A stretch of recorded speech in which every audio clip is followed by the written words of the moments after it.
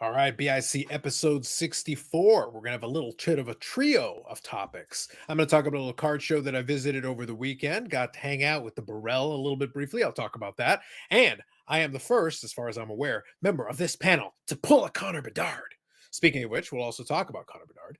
And we'll finish off with a little bit of Kurt's card care because apparently that is recycled back into the discussion du jour. We'll take a little different angle on it, though, talk about a couple of things about the card alteration thing and add a little bit of context to it. That and more on this episode of the BIC Podcast.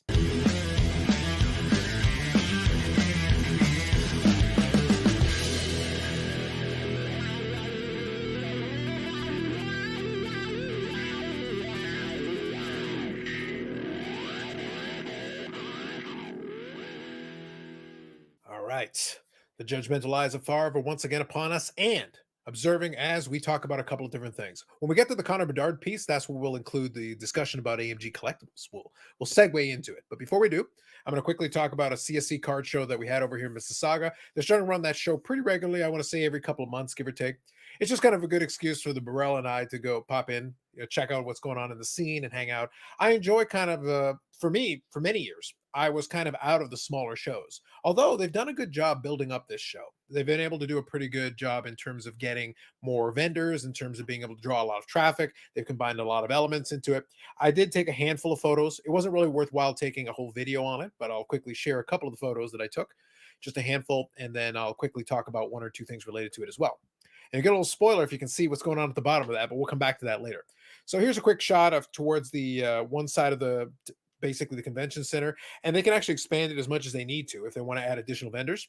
So I actually took a couple pictures from basically the same location. So let me share with you the second one here. So that's a little bit of a different angle in the same area.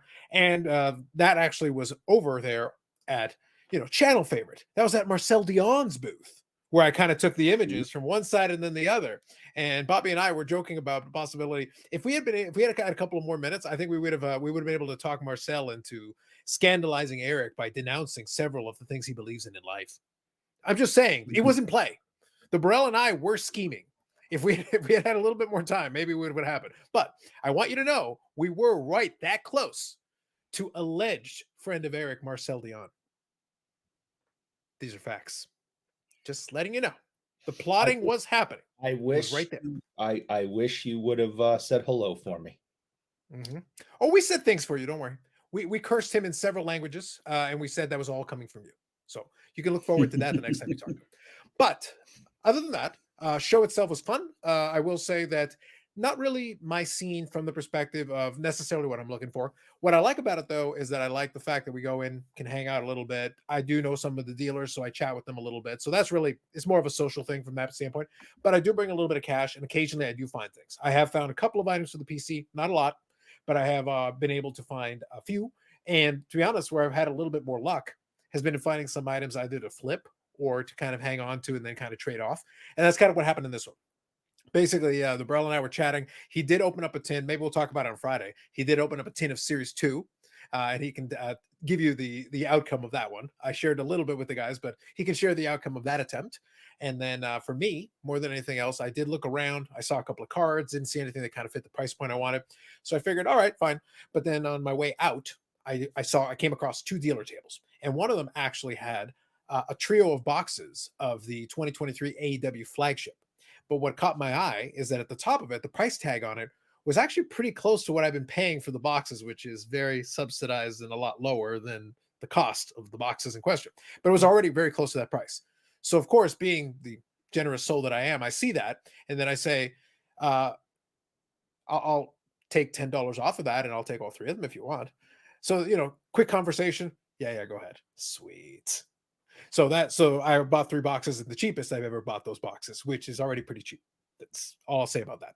So that was great for me. Already a success. I was able to get those, and I actually opened the boxes. And on my wrestling YouTube channel, wrestling card YouTube channel, I did open the boxes, and the next video will come out. And I actually pulled some decent stuff in there. So I was actually very successful.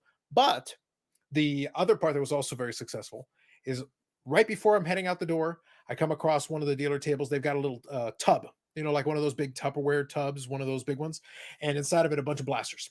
And on the little display, they say, blasters, buy one, get one free.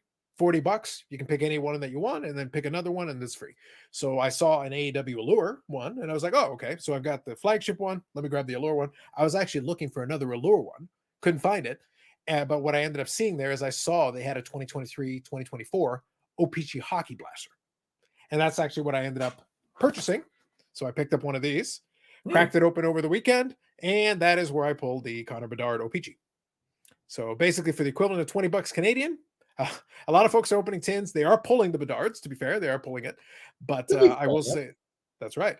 But yeah, one tin, basically one blaster box, basically the equivalent of $20, and I pulled the Bedard. And basically before I hit record on this episode, I literally sold it maybe 20 minutes ago.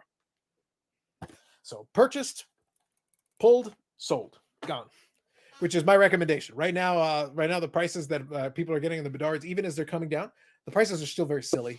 They will be lower. Just letting y'all know there is plenty of quantity available for some of those, but I will touch on a little bit more when we get into the main piece of that topic, though. So, bottom line, though, it is possible. I am practicing what I preach, what I said in regards to that. I got lucky. I took the picture for the gram, did all that, but then literally on the caption for it, I said already on eBay. So bask in the glowworm glow of the moment for a second, and then on to eBay. And that was always the intention. I wasn't going to hang on to it. If I would like to purchase it back later, I honestly think I can, and I can probably get it a lot cheaper, honestly, than what it's been bought for right now. So there's really no hurry and no urgency on my end. Didn't need it for my collection. I like opening packs. It was an opportunity to open some packs pretty cheap, and I got lucky. So sometimes it works out. That's great. Well, you had mentioned that you like O-Pee-Chee, but didn't you make a little slight mention that you were going to go for like the O-Pee-Chee Premier Gold Vinyl or something like that, whatever they call it? Isn't that the one that you're really going for? You mean O-Pee-Chee Platinum? Yeah, Platinum. That's it. Yeah, the Golden Treasures. My bad. There is a Premier though. There is a Premier. There is a Premier. That is true. That is true. Platinum. But I think you mean Platinum, and I think you mean the Golden Treasures one of one. Yes. Obviously, that's the one you're going for, right? I believe that I have already established that unlike the card peasants who have to open cases and cases and cases, Eric, cases and cases and cases. You know what's much more efficient? Just go there, grab the correct one, pull the shit you're trying to do. It's way more efficient. Don't you think it's way more efficient to just grab the correct one the first time, Eric? I agree. And if you can get it at half price, that's even more gooder. Obviously. I don't know why no one else thought of it. It's patently absurd. Brandon, I teach and I teach, I coach and I coach and I coach, and they're just not getting it. Don't waste your time with all this foolishness, this nonsense. Just buy the correct one. I have to say, I will back the teaching. When you are leaving a card show, if there is a table near the exit door that has wax on it, look at the table, and if the prices are reasonable, pick a box and grab it. Because we pulled probably one of the biggest cards we've ever pulled out of a pack. Actually, she pulled it. I can't claim it, but I did buy the box. Leaving the Chantilly show, the first time we ever went to the show, I can't remember the shop's name, but it was a card shop out of Tennessee that used to come up and set up, and gentlemen had a lot of wax and good prices. And we bought one single hobby box of 2019 Topps Chrome Baseball, and she pulled the Red Wave Chrome Fernando Tatis, which happens to be the one time that I used PSA. I see. And no thanks to Kurt Cardscare, but I got a PSA 10. Oh, we'll come back to that. We'll come back to all of that shortly. But bottom line though is like, yeah, if you can get some cheap wax. Look, we talked. We're going to talk now about the Bedard. We're about to move on into the topic, but I just want to say, I like opening packs. I like the gambling aspect of it. I don't mind it. But for me, it's like I must consider the price point and what I can potentially get out of it. This is extremely important. Like it's still an important fact. The blaster, jokes aside, the reason the blaster, I didn't grab that O-Pee-Chee specifically because I figured I'm going to pull the Bedard. I bought it because I was like, well, I was actually trying to get another one of those AW alert blasters. They didn't have any, and I looked at what else was in there, and I said, well, at least I could take a shot in the dark. What the hell? Worst case for me, it was $20. My cost basis was $20 on that blaster. By the way, the blaster is still $39.99 right now. So I was getting the blaster literally for half price. So it's like, well, I can't really lose at that point. By the way, no one cares, but I pulled a couple of the other rookies, and I pulled a couple parallel versions of some of the other guys that no one's really paying attention to right now. So those will probably go in ComC at some point. So honestly, I'll probably get a couple of bucks back for those as well. So win-win for everybody. And then for the other one, these ones, on that table when I negotiated, it was already an excellent price, but I still negotiated down. I said, I'll take the 3 that you got. I basically paid half retail for this right now. And literally it's available. You can go buy this for almost double what I paid for these. And I bought 3 boxes. So basically I got those for. Is that the lead singer of Fozzy on the cover of that? It is the lead singer of Fozzy. Oh, all right. And not only that, Eric, spoiler. Yeah. I may have, if someone goes to that wrestling card YouTube channel that will be linked in the description, I may have pulled an autograph of the lead singer of Fozzy. No way. A numbered autograph, no less. That's cool. Just saying. These are facts. Facts. Like I said, it's not getting boxes, people. It's getting the correct ones. Just get the correct one and then buy it for half price. Easy. Brandon, easy game. Easy game. That's all you got to do. Just buy it for half retail, not full retail, not double retail, half retail, and then pull the good shit. Easy game, bros. I'm trying to help you out here. Easy game. That's all you got to do. So let's talk about the Bedard thing a little bit. Obviously, the Bedard mania is running wild, brother. Bringing a little bit. Yeah, brother. Got to bring that in. But I will say, and I will give now our thanks and shout outs to AMG Collectibles, amgcollectibles.ca, and the AMG Collectibles YouTube channel. I guarantee we will be discussing some of the Connor Bedard stuff because obviously it's gone crazy. They sold a ton of that product, Series 2, and there's been a lot of craziness related to it. I'm sure they'll have some nice war stories to share about a lot of that, especially from the retail side of it and the people coming in. And I can tell you, though, kind of bringing into the topic that I wanted to talk about with this, though, just going into their Facebook page, people are pulling that young gun. And it's kind of what was alluded to on the live stream. It was alluded to on this podcast prior to it. They were always going to be available. Some people were losing their minds. And I'm sitting there like, that's why I practice what I preach. I pulled the card. It was cool to pull the card that people are, for the name that people are chasing, right? Obviously, it's not as fancy as the young gun because the young gun was going for crazy money. But even still, like for a blaster, that was a good card. It was a really good pull. And obviously made multiples of what I actually paid for the blaster. But the point is, okay, so what do I do? Oh, I pulled this. I don't romanticize it. It was cool. It was a good moment. I was surprised, but I laughed. And then I put it up on eBay immediately. It's going out of here as fast as it'll go. And my goal was to price it to sell. And it did. So my objective was to get it out the door. And down the road, if I would like to reclaim it, there's a good likelihood I'll probably be able to get it for a reasonable price in the summer. Once the season's out or even the playoffs, when kind of out of sight, out of mind, some of the hype will die down. For the young gun, more supply is coming. We're getting wave 1 right now. And I think what's an interesting metric that I'm looking forward to is going to be the gem rate data when the first wave of the graded ones start coming back. We start seeing, all those PSA 10s, all those, SGC 10s, all the 3 BGS ones that Eric will send in. When we see those ones and we start getting a sense of how many are actually done, I use the Connor McDavid as an example. And I use 3, I think I shared it with you guys here. I said, if we just take PSA 10, PSA 9, and BGS 9.5, which at one point in the hockey side was still a very popular grade. People were still sending into Beckett at that time. Well, for the Connor McDavid year, those 3 conditions combined are over 12,000. I'm comfortable that this year is much higher printed compared to 2015. Much more. So if McDavid is 12,000 in those 3 condition grades, what do you think is going to happen? I'm surprised that if you guys have seen something, let me know. But as of right now, I am surprised I have not seen any of these Bedard young guns in slabs yet online or that's been sold for sale. Well, I think you'd have to overnight it, basically. Just being yeah, you pretty much have to overnight it. You listen, you got the money. PSA will get it done for you, lickety split, charge you an exuberant cost,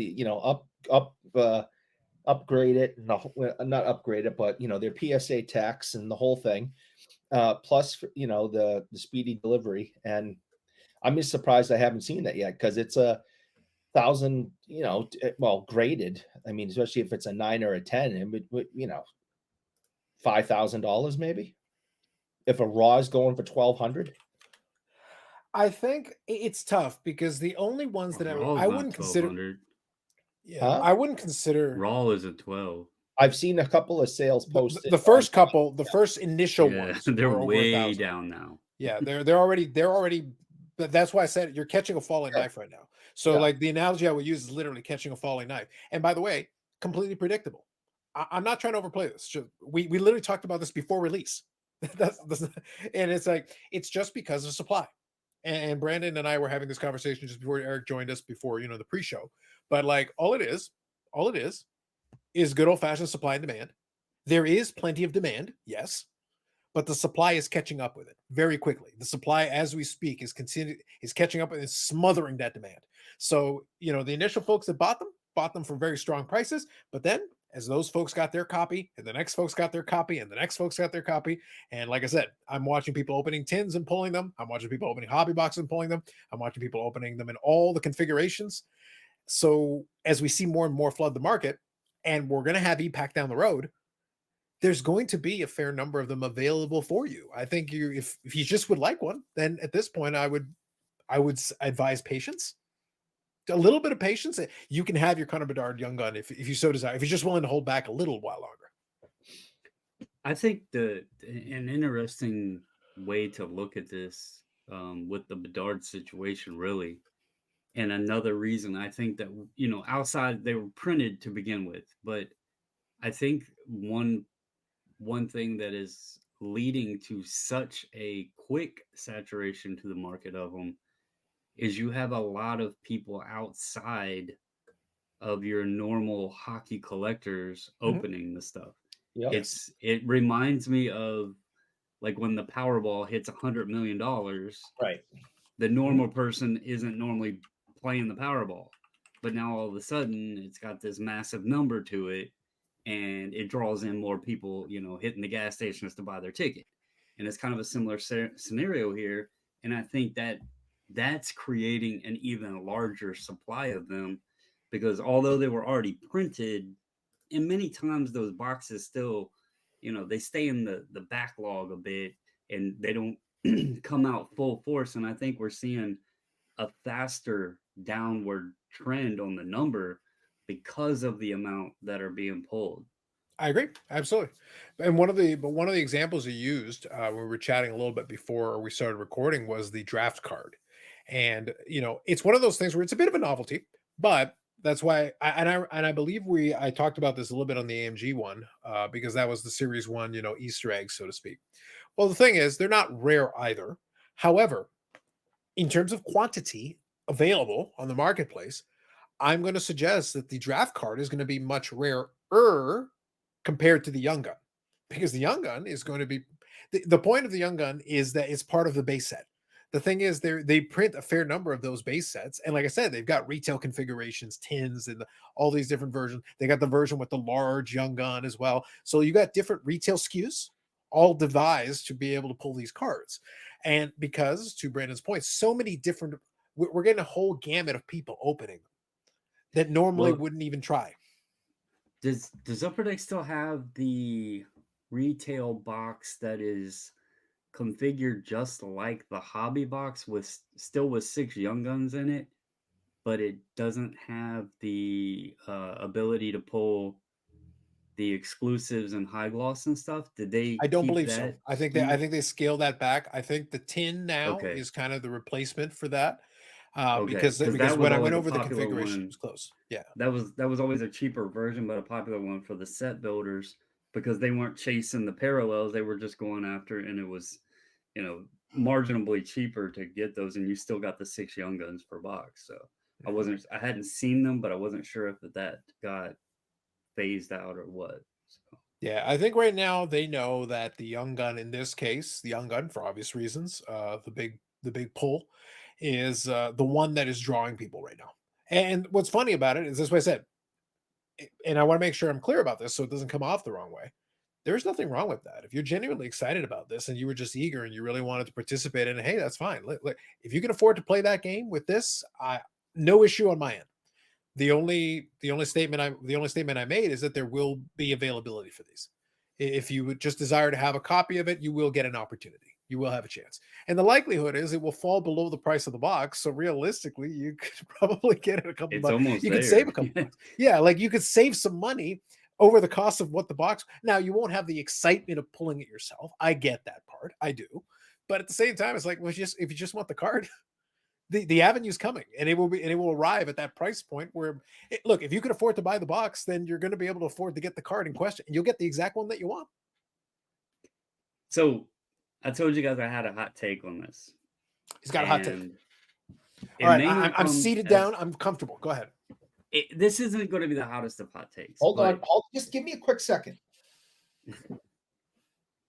This is going to also help, hopefully, if anyone happens to watch this and has joined into the hockey card craze, because hockey cards are fun. Not going to lie. I am somewhat reasonably new still.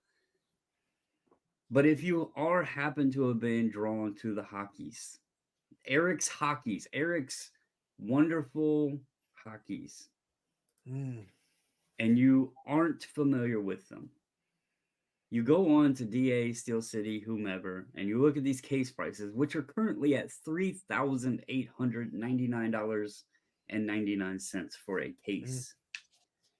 It was under $3,600, so y'all had your chance. Yeah, it's at $38.99 now. I would just like to let you guys know this, okay? And again, it's your money, and if you really want Connor Bedard and you're just chasing after that golden ticket, I understand. But if you are truly interested now in collecting hockey, I would like for you to know you can pick up for less than the case price an Alex Ovechkin Young Guns from 2005, a Sidney Crosby Young Guns from 2005, a Connor McDavid Young Guns from 2015, Austin Matthews. Was he 17? He's a couple of years after Dave McDavid. I'm not I'll positive on the Matthews. But you could buy all 4 of those Young Guns in PSA 9 mint condition. Already slabbed, graded, mint condition for less than the case of Series 2 Upper Deck. Yeah. Welcome to Hockey's. And those are 4 top names currently playing. Yeah. Austin Matthews is 16-17. So he's 16. Okay. I was close. I wasn't for certain on him. But yes, you can. I literally looked it up because I was curious. Who could you buy? And I was like, the top names in the sport right now. You might be able to slip you a Jason Robertson PSA 9 in there too, just so you can complete the top guys. But I know for a fact, and I looked on Terapeak at last sales and stuff, Ovi, Sidney, McDavid, and Matthews, you could get all 4 in PSA 9 for less than the cost of a Series 2 case. And that is freaking crazy. Scandalous. Truly scandalous.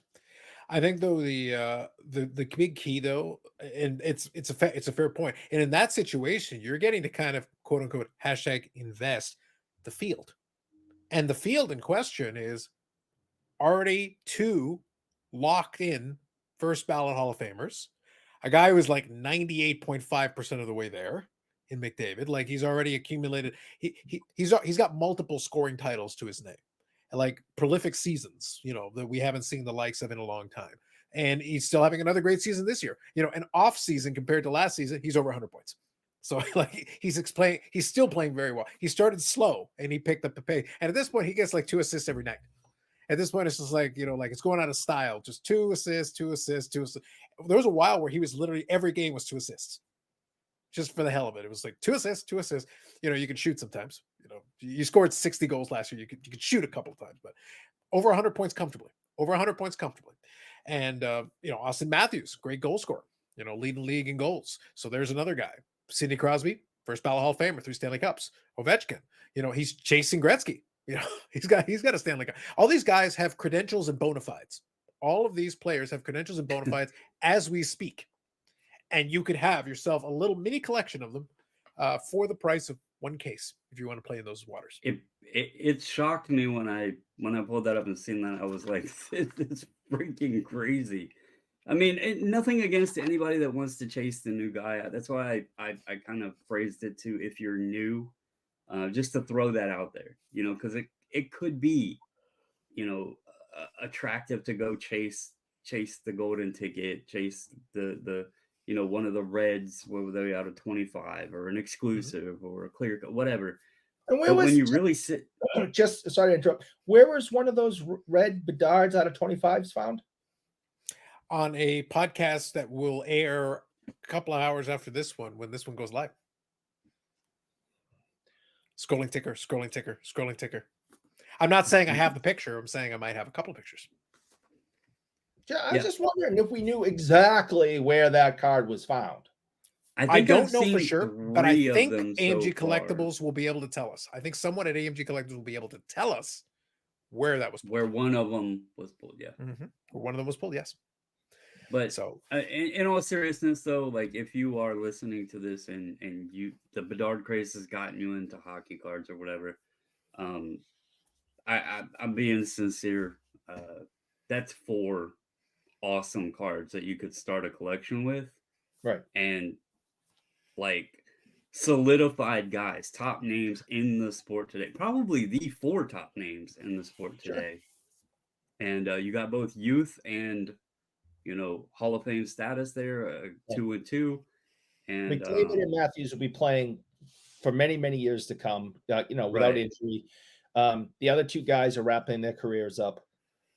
And Sid did say he would sign an extension with Pittsburgh and for a couple more years. So they're already in the record books as being great players. Their cards are not going to take a huge nosedive. And I've said it once, I'll say it 1,000 more times before I die. I don't believe in prospecting. I don't believe in putting thousands upon thousands of dollars up front for someone that has done nothing. It doesn't make sense. You want to spend thousands on Mickey Mantle, Babe Ruth, Wayne Gretzky, Bobby Orr, I was gonna make a joke, but I forget his name. Who's that? I was going to make it. Look, if this was Friday, I would have already made a joke. No. As soon as he said somebody who's done, spend money on a guy who's done nothing, or jersey over your shoulder. All I'm saying is that some people like to throw money into an incinerator. Yeah, Robertson? I was going to say that guy that you're collecting, but I forget his name. Jason Robertson? No. Jason He's a solid 20 goal scorer, point a game guy. I think that you collect, third line grinder. I think something like that. No, not Brett Favre. The other football player you collect that's complete trash. Oh, Josh Rosen, the chosen Rosen. Yes, I was going to add him to the list. I understand spending lots and lots of money on those things. None of those will ever take a nosedive. Bedard could blow his knee out in the next game and never play again. And Eric, to your point though, Josh Rosen at this point can't take a nosedive because if he takes a nosedive, it actually goes to 0 and negative to the point it actually comes back around and I'm rich. Yes, they pay you to take them. Yeah, like it's so far down already that mathematically speaking, it can only rebound and make me millions. So I will never understand putting money up front. I was looking at Lamine James today with some people who spent in the 20,000s on prospecting during the pandemic. Look at your boy Mac Jones.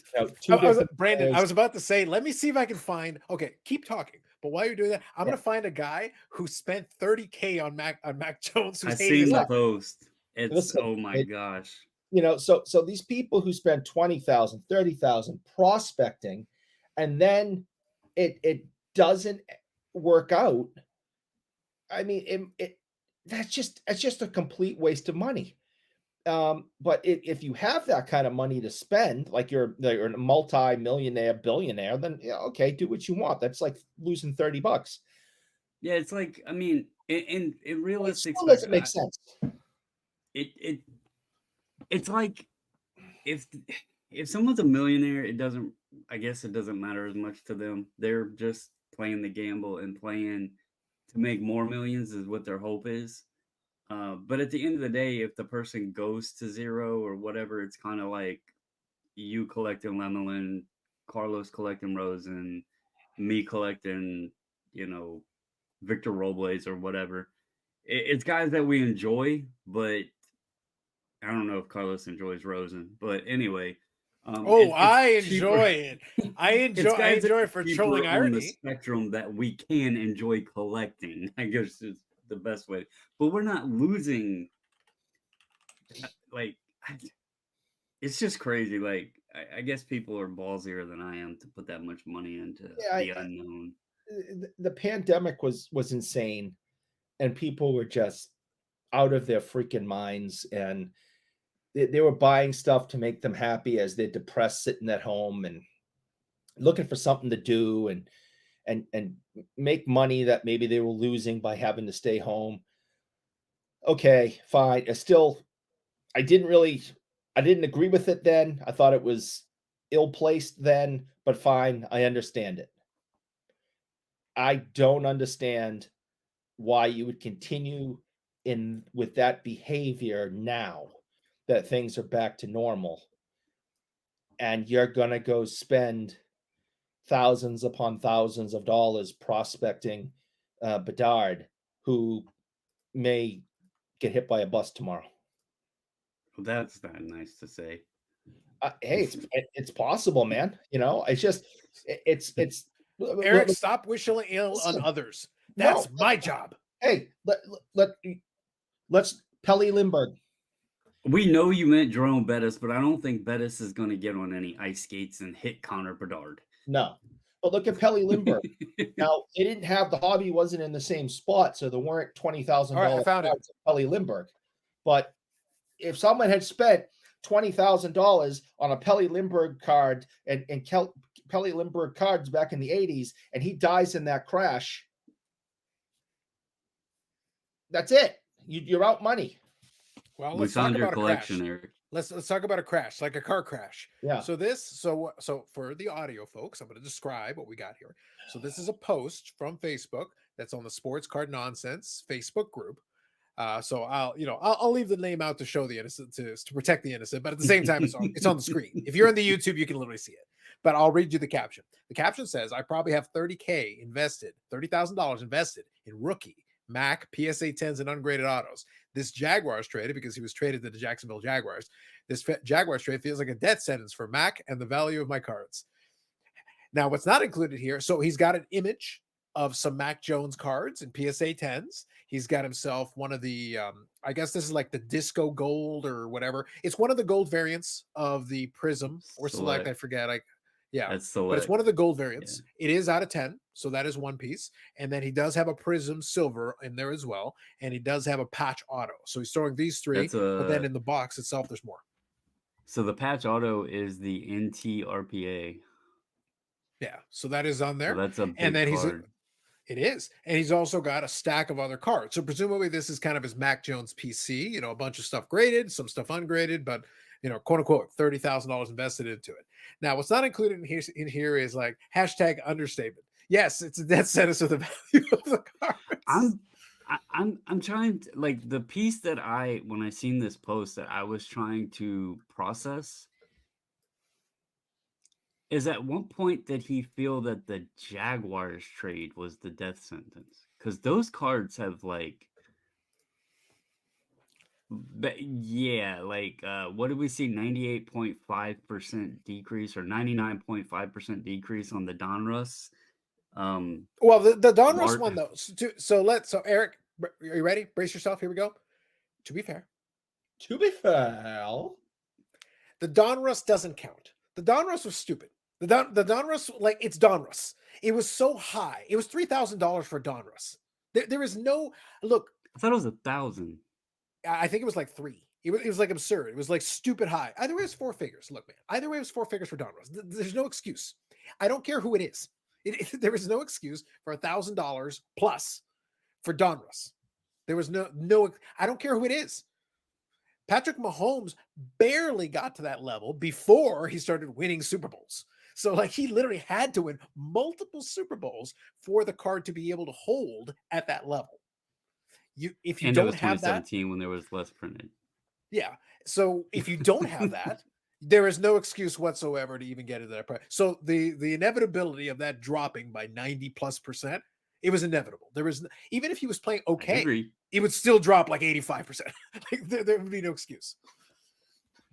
So it would mitigate it slightly. I think the only saving grace that the guy might have been able to talk himself into is that here's the truth. I'll tell you what I believe. I don't think Mac Jones is as bad as he's become, because I think in the first year he was okay. In the first year he looked all right, and then the Patriots decided to be weird about it and like did the thing where they don't. He's still a rookie. You probably should help him. Do something to assist the guy so that he doesn't have a disastrous season, lose confidence, and then it just go and basically becomes a vortex of sadness. And it just gets worse and worse and worse and worse. And then there's no help. It's not like the Patriots are an offensive juggernaut at the best of times. So if you're a Mac Jones collector, your hope would have been like, okay, so this is a disaster, but maybe he goes to a team who has a coaching staff who has a better idea of what to do with the guy and you rebuild him. Or you hope for like the Baker Mayfield arc, where like Baker Mayfield was like just half a step out of the league. Like one more disaster and he's out of the league. He's done. Yep. And he went to Tampa Bay, found a little something, and hey, he got an extension. If you're Baker Mayfield, you're like you started high and then like the Cleveland Browns made the playoffs. Oh, and then all of a sudden it's like, oh, now you're out of there. And all of a sudden you're like at 3 teams in like 3 years, and like it looks like you're out of the league. And then Tampa Bay thing worked out, and actually he's playing all right. Yeah, I'm not saying he's great, but it's way better than it was. I'm hoping Mac tears the league up. I mean, he got screwed here, and I'm a Patriots fan, and I've been here my whole life, and I've seen the Patriots do some dumb crap over the years. What they did to this kid just doesn't make any sense. I mean, there must be some insight, behind closed doors stuff, because the kid's a Pro Bowler his rookie year. He's had, in 3 years, he had 3 different offensive coordinators. And his second year, it was actually a defensive coordinator who was the offensive coordinator. So you have the Super Bowl defensive coordinator and Matt Patricia, who's now the offensive coordinator. This year, they brought back his name's slipping my mind, but an offensive coordinator they had years ago. He comes back. So the guy has 3 OCs in 3 years. One of them is a defensive coordinator. Bill never even talks to him. Bill doesn't even like the kid, so he won't help him or talk to him in any way. They have no offensive line at all. Even Tom Brady would have looked like complete garbage behind this line, and no wide receivers and no tight ends that are any good to throw to. Right. So I hope he goes to Florida. They put a real team around him, and I hope he's back in the Pro Bowl and he just rips the league to shreds. Well, I think in Jacksonville that might be a little tough. They have a starter. They have a starter. Now, so let me lay out a scenario. Let me lay out 2 things. So first, I'll kind of back Eric up on it because Eric usually has a nebulous connection to certain specific factual things like who was in the Super Bowl. But in this case, Eric is 100% correct. Mac Jones, in fact, was a Pro Bowler. In his rookie season, he was a Pro Bowler, and 10-7 record, 3,800 yards passing, 22 touchdowns to 13 interceptions. Not bad at all. That's perfectly fine. And he was runner-up for Rookie of the Year. Like, that seems like a decent start, Brandon. Like, that's not half bad. Like, that seems okay, especially for rookie. Like, that's pretty good. And then after that, it's a disaster. If you're prospecting, if you're a prospector and that's what you're into, it makes sense to have thrown money at that kid that year. Yeah. And then after that, it's just a disaster. Like it's one terror, like it's worse. And the next season regression. And then the season after that, it's just a complete disaster. Like it's a dumpster fire. No good is coming from this. So I guess the only thing the guy can hang on to at this point is that maybe just New England really dropped the ball in about every way, booted it all over the field, and Oh. maybe somebody else goes and tries to rebuild his confidence. Here's the now there is an angle. Jacksonville, I don't think is going to be the spot necessarily because he obviously, you have a starter there. However, it wouldn't be the worst thing in the world to be the backup for a season. Just do a good job. See, thumbs up.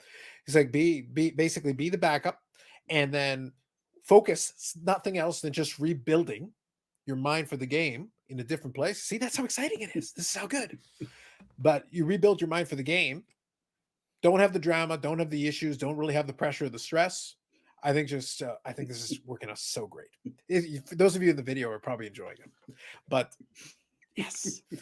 But the important thing is that I believe that if he can manage that and then start competing for maybe starting jobs elsewhere next year, I think that's the play. So Brandon, for me, it's just have a drama-free season, rebuild, because at one point he showed a little bit of promise. So I'm not willing to completely throw him into the garbage can. Just say like, oh, he's going to suck forever. Like you should get at least one more shot in the league. Like unless you've done something terrible, you should get one more crack at it. I wonder if they hadn't have pulled the trigger on that trade so quick, and now, I know we're kind of spinning off. We got into the prospect. Yeah, we're going to come back around. We'll finish the Bedard, and then we'll shift over to the other topic. We will. But what I was going to say is, since we know that Kirk Cousins he signed with the Falcons, if the Patriots had held off a little bit, imagine if Mac had gotten the opportunity to maybe, like, if Minnesota had interest of him, and then he could have went and had, a guy like Jefferson to throw the ball to. Yeah, that could have been interesting. Unfortunately, they gave him away for a 6th round pick. And why unless Jacksonville isn't confident with, Lawrence had an injury last year, if I'm not mistaken. I think so maybe they're just not. Maybe they're not confident in the. I think it's an insurance policy. I think you just got another quarterback as an insurance policy just to basically try to give you something back there.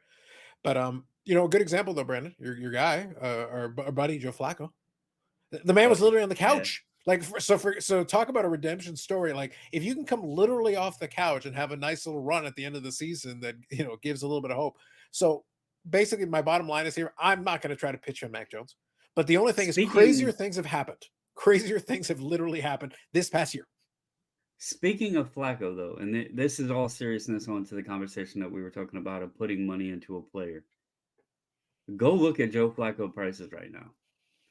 The amount of money that was thrown emotionally at a guy who had been in the league for many years, had won a Super Bowl MVP, was sitting there eating a bag of chips and get us a phone call, and takes a team that has little success for a long time to the playoffs with no expectation that he would actually make it to the Super Bowl, but people just emotionally talk with their wallets for a couple weeks and start throwing money at his cards.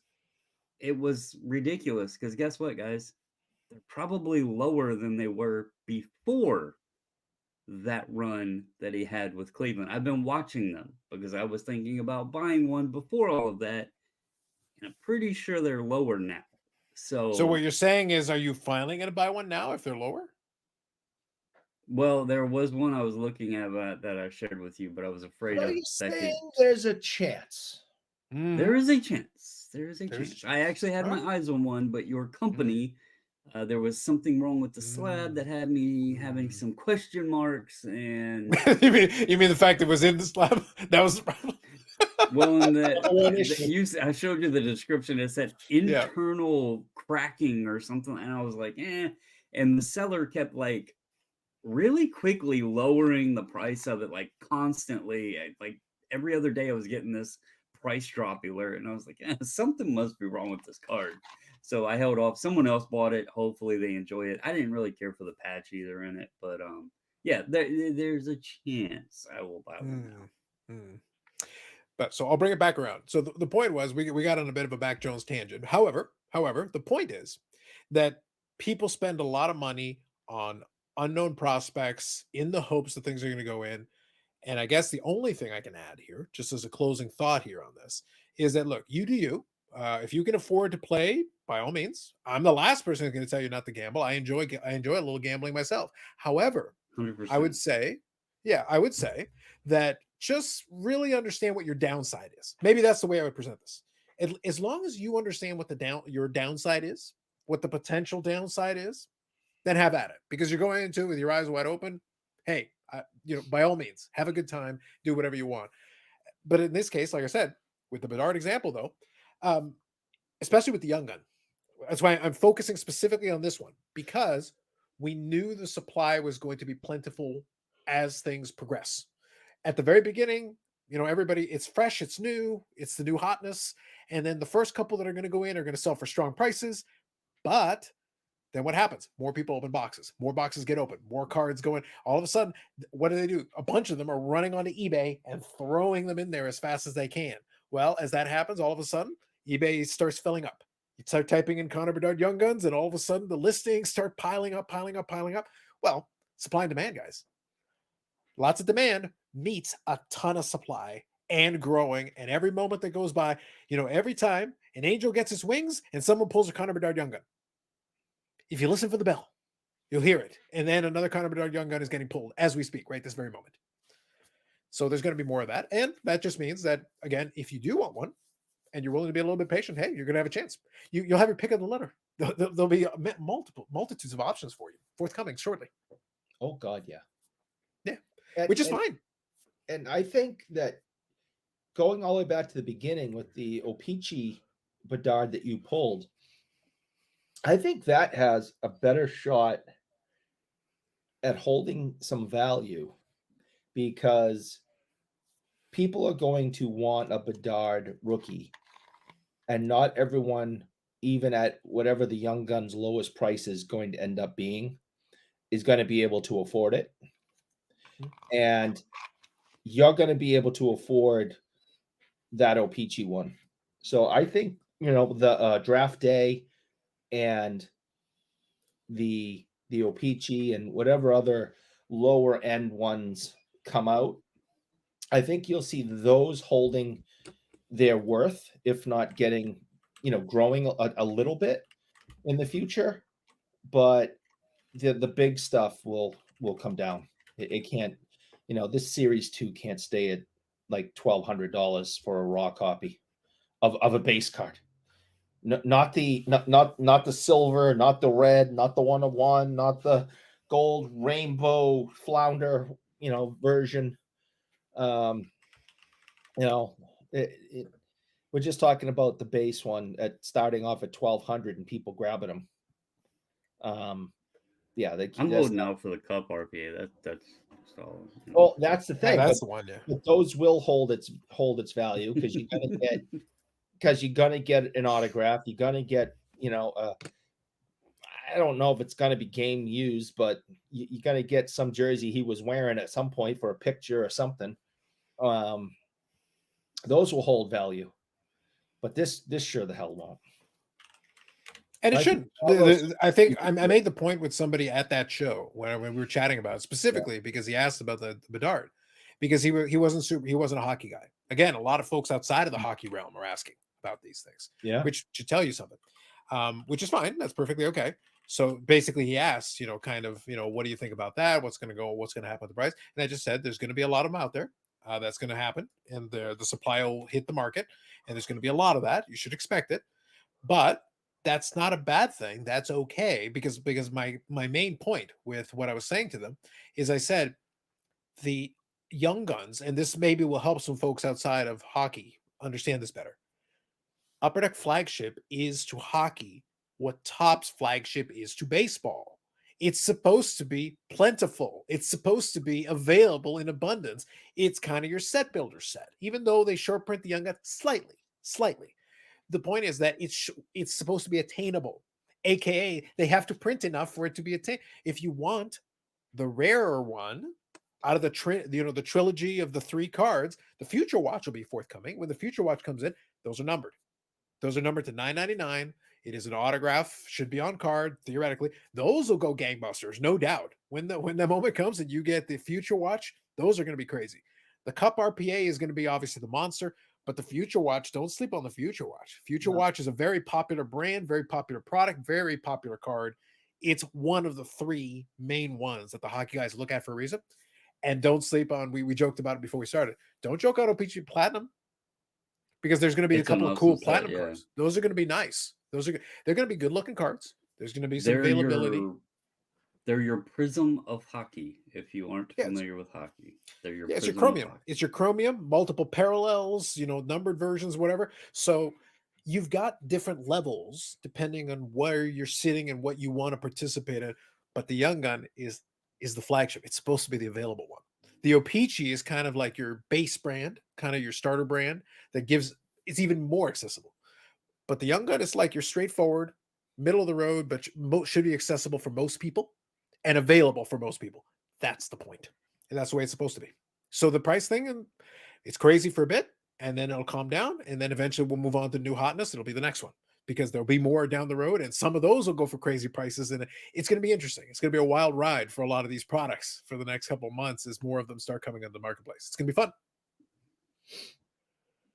I want my Zdeno Chara Future Watch rookies back that I sold to Phil the day he got traded to Boston all those years ago.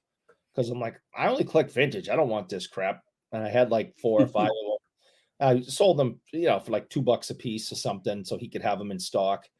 And now I went to look it up to see if I can kind of replace and get one.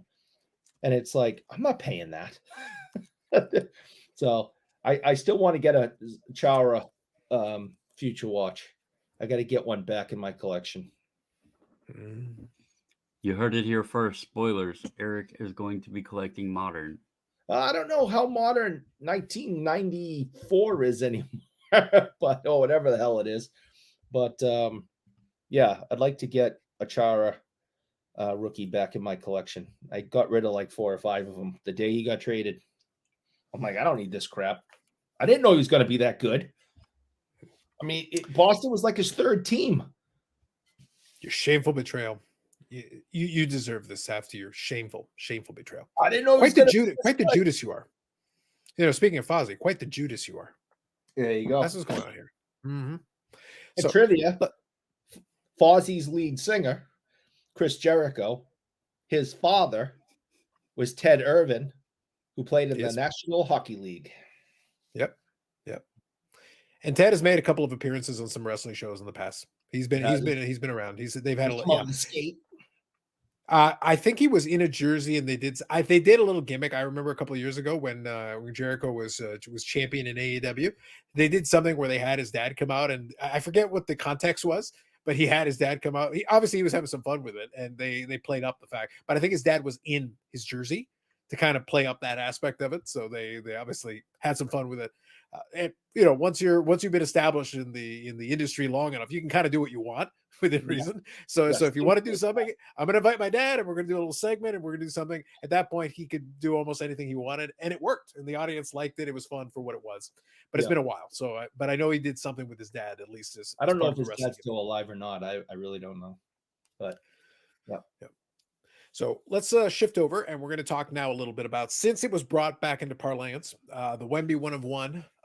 Really, in and of itself, it was going to be obviously paid attention to and noted card no matter what. Regardless, it was going to be paid attention to. But what kind of made the rounds was that I think it's NorCal Sports Cards, I want to say. So forgive me if I don't remember the exact one, but I think that's the right one. So basically what they did, and I'll see if I was able to bookmark it or not. If not, I'll find it for you in the description. But anyway, so they made social media posts and a YouTube video and all that stuff. And as part of it, they basically talked about the reveal of that. But what ended up happening, and was very interesting, was that in part and parcel of doing that, in the course of doing it, they shouted out Kurt's Card Care as part of it, while they were sitting in kind of like a little waiting area or whatever after getting the card back from PSA in that spot. Now, obviously that set the YouTube, as social media, hobby social media ablaze as it does. But part of the reason is because, as soon as you shout that out, everybody's like, wait a minute, what did you do? And the thing is, we don't know what they did. So real quick, a couple of things I want to give for context. First of all, you basically alluded to you doing something like that. It was a bold move to basically present that. you could have let people be suspicious about it, but basically shouting them out, you did it. Now I did find one post here that I'll share with you, and I'll include the link to this in the description for you. And this post is from NorCal Sports Cards, so and you can check it out for yourself. It's a video where they're talking about it and everything. But if you pay attention, you can see over on the side, Kurt's card carrier is right there in one of the posts. How exciting! I'm so happy for you guys. Once in a lifetime for sure. Thanks for the incredible endorsement. Sincerely. So there you go. So obviously that led down to a whole conversation about the altar. Now, what's funny, Eric, is that on the live stream, I think we spent like the last 20 or 25 minutes not related to this per se, but we literally were talking about the whole alteration thing and that whole piece separately from a separate discussion. It was related to Kurt's card key, but it wasn't related to this card. Right. But this card kind of, reignited that conversation. So I want to say a couple of things off the top, and then by all means, guys, anything you want to add, feel free. Obviously, this brought back in the conversation. The whole alteration discussion is not a new discussion, but what I'm going to do for context, because I do want to provide it so that we can at least touch on it, I'll give a couple of high-level points that I want to share and that I'm thinking about. But then after that, we'll open it up and we'll talk about anything else that we want to discuss. So let me shift over here and I'll make sure I share an image, and then we'll go from there. All right. So on the screen, you got the infamous T206, Gretzky, McNall, Honus, Wagner. Yeah. Y'all know it. If you're involved in this hobby, you know it. But let's talk about what you should already know if you don't already know about this card. Number one, it is trimmed. It is documented. It is known. It has been stated bluntly for everybody in the world to see. It has been repeated over and over and over again, but I'm going to repeat it one more time verbally. This card has been trimmed. The people involved in it already basically admitted to it. In fact, they did admit to it. They flat out said there have been documentaries about this. There have been, there has been coverage already documenting the history of this card. It is an infamous card in the hobby. But one of the key talking points, that's why I'm going to give context here. This is important. One of the key talking points that people are talking about is like, the hobby is starting to accept alterations. I'm paraphrasing, but that's kind of the gist of one of the argument points. And my counter is this is the very first PSA card that was ever graded back in 1991. Ye old 1991. Back then. The way we know this is because number one, it's infamous. So the story's been out there. Number two, this is card number 000 7 zeros and the number one. So it is serial number one. So you can scan it, you can look at it and whatever. Now, one other thing I want to present for you, the image that I am showing on the YouTube channel, where did I get this image? I got this image by punching in the number into the PSA app, because not only is this card still active, this card belongs to a PSA set registry that is also still active. And that PSA set registry belongs to a gentleman who owns a PSA 10 52 tops Mantle, a 1954 tops Hank Aaron, also in a PSA 10. And I believe it's a Sporting News Ruth that is a PSA 8.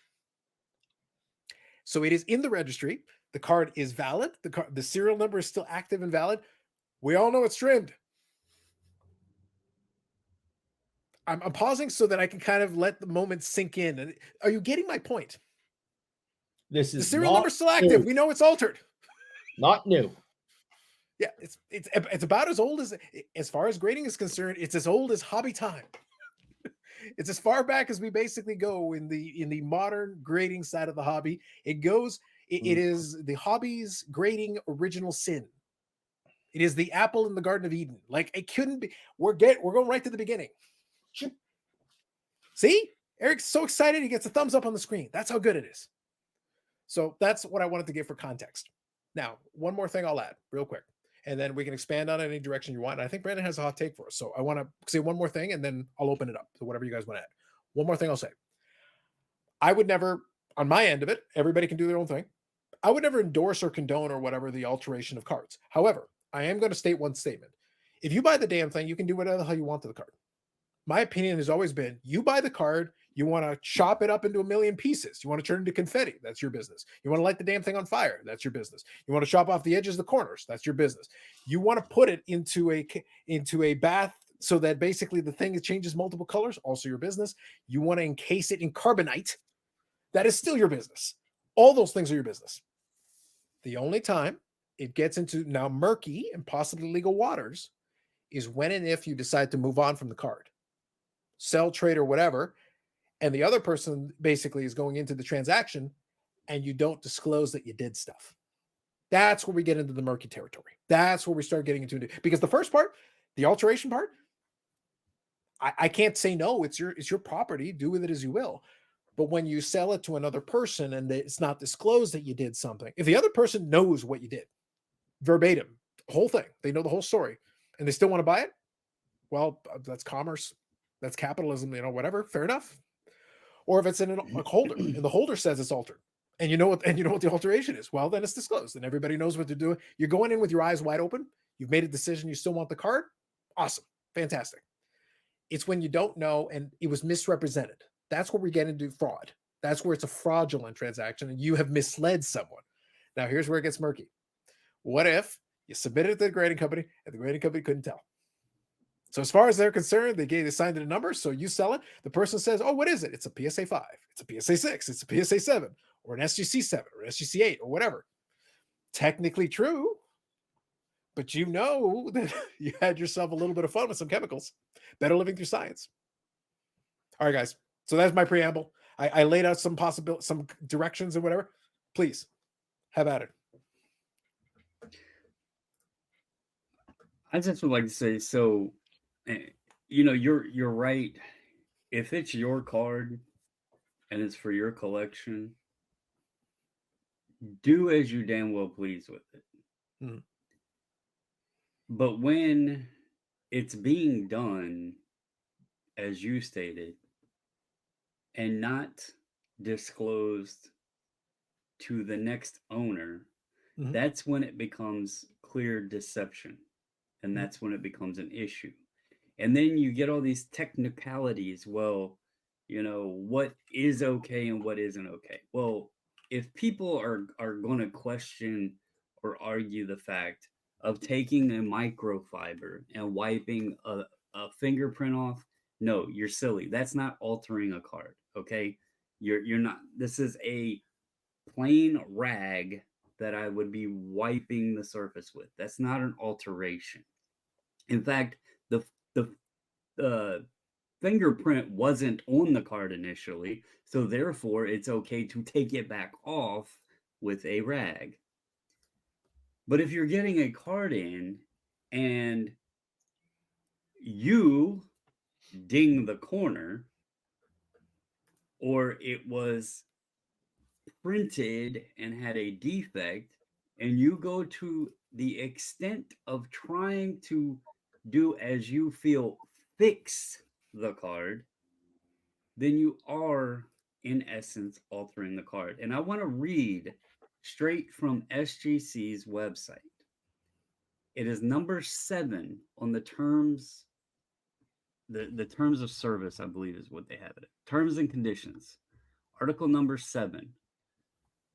Customer agrees to not knowingly submit cards to SGC that bear the evidence of trimming, recoloring, restoration, or any other form of tampering. So, when people are putting chemicals or wax or whatever else on there, is that or would that not be considered other form of tampering because you are adding substance to the card? Restoration, would that not be fixing the edge or fixing the corner or whatever with a tool? And it states the customer, which is the submitter, agrees to not knowingly submit a card. And that means if I had a card here and I did it and I submitted, then I knowingly did these actions to the card. But if I obtained the card, okay, fine, and I didn't know it, I get it. But that's where all these gray areas are chopped up. Because just like it's been said, how do we put this on the grading companies if they can't detect it? And that's where, again, the deception comes in, because people are finding ways. They're doing processes. And I'm not just talking Kurt's card care. This shit has been around for years.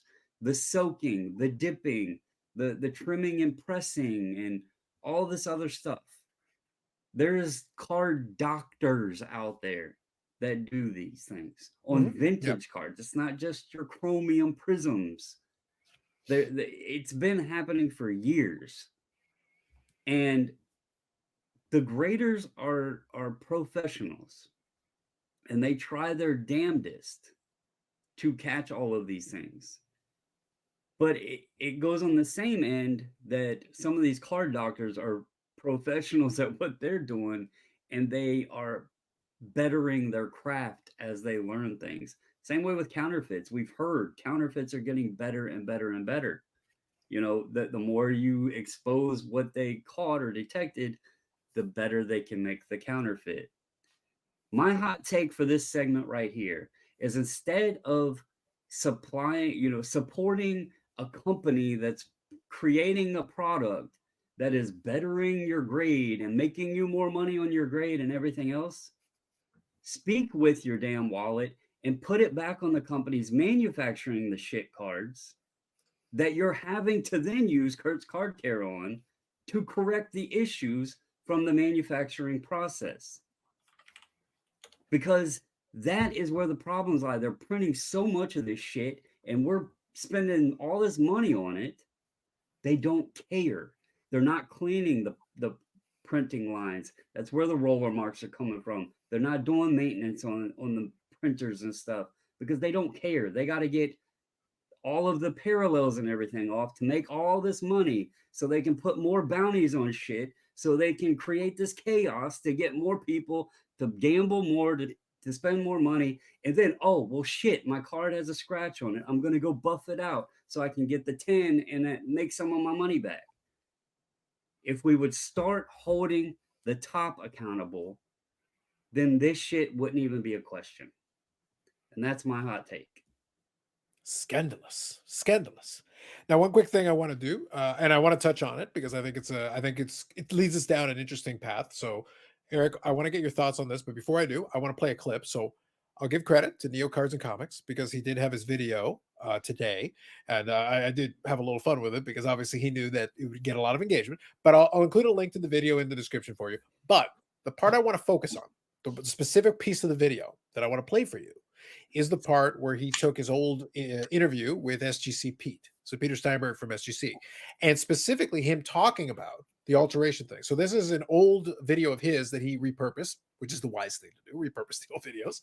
But specifically, he interviewed him, and SGCPete had something to say about this. So I want to include this audio clip for us so that we've got this piece of context, and then we can talk about that, and then also talk about what Brandon brought to the table about the manufacturer.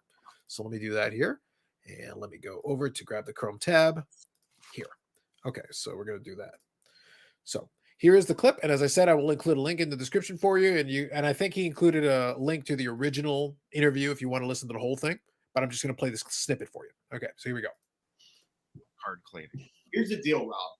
Our graders, okay, are humans. However, they are assisted by very, I don't know what the definition of very advanced is, but certainly to me, it's very advanced technology, okay? They are trained as well as a human being can possibly be trained to pick up all varieties of alterations. In addition to that, the technology that's assisting them happens to be the exact technology you'd like in place to pick up many of these alterations. However, you cannot detect what isn't there. What I mean by that, Rob, is if you clean a card and there is zero residue on the surface, quite literally, unless our head grader was in the room while you cleaned it, he's going to put a numerical grade on that card because there's nothing there to point to. I mean, we can't just sit here guessing, making, large assumptions, almost like it's too good to be true. I mean, again, those calls are made all the time, primarily in vintage, remember, is where the alterations are really, really prominent. But it's really the same style in vintage. It's if there's any sign, we're going to kick that card. However, if there's no sign, there's no sign. Like I said, credit to Neo on that clip, and I'll include a link to it if you want to check out his most recent video on it, which also references the original interview. But that snippet, I think, it perfectly captures kind of the statement, and it was It was a good admission from SGCPete, but all he did was say honestly common sense. Like the idea is to make, you can accuse the graders of anything you want, which is completely fair, and that's fine. But as long as they're making a good faith effort to try to detect whatever they can detect, that's about all you can do. Eric, shake your head as much as you want, but look, I'll repeat one statement. Here's my hot take. The vintage guys have altered cards in their thing, and they've convinced themselves they're not altered. They're lying to themselves. But they're like, well, I would never have a graded card because those ones are altered. It's like, no, you got altered cards in your collection too. And the difference is, the good news is ignorance is bliss. Well, because it's not graded, and because you think you outsmarted everybody else because you know so much, it's like, okay, fine, great. That card is trimmed, and that card has been recolored, and that card, the corner's been punched up. But look, whatever makes you happy, whatever helps you sleep at night. But the job of those guys is basically to try to detect it. But the problem is, if somebody does a good enough job, see, thumbs up. If somebody does a good enough job. No, I don't agree. He totally agrees. No, I do not agree. Agrees. That corner is saying the truth. It's what's in his mind. It's projecting onto the screen. That's what's happening. But anyway, the point is, though, if someone is good enough, and this touches on Brandon's point, if the card doctor is good enough, the whole point, the reason they're good is because they don't get detected, even by people who are actively going out of their way trying to find the thing. They're looking at it going, this doesn't make sense. It shouldn't be. But you're staring at it. You're staring at it from angles. You're looking at all the things. Everything short of running it through a mass spectrometer and like trying to find residue of some kind. And maybe you find something. And if you find it, well, then great. You picked it off. But if they did a really good job, then it's gone. Every trace of it is gone. And look, forget everything else. We live in a world where when you go look at your money, why are there so many anti-counterfeiting measures on it? Because people have been able to fake money. If people can fake money, you don't think they can mess around with a sports card? They don't even have to fake the sports card. The sports card is real. You're just altering what already exists. And that's essentially why the people are doing it, because they want more money.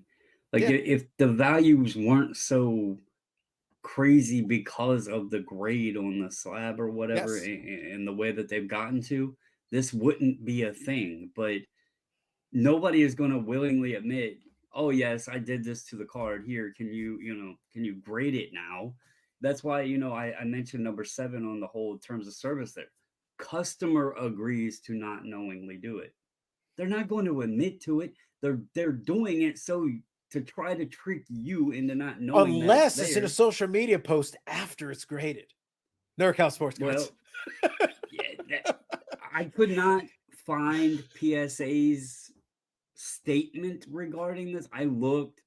It sends you to another link, and I couldn't find it in that. But I did want to see how they worded things like that, just to see if there was any mention there. And again, this one, it says any other form of tampering, but we don't know what they did. We don't know what they used Kurt's card here for. Yeah. And they're not going to tell you.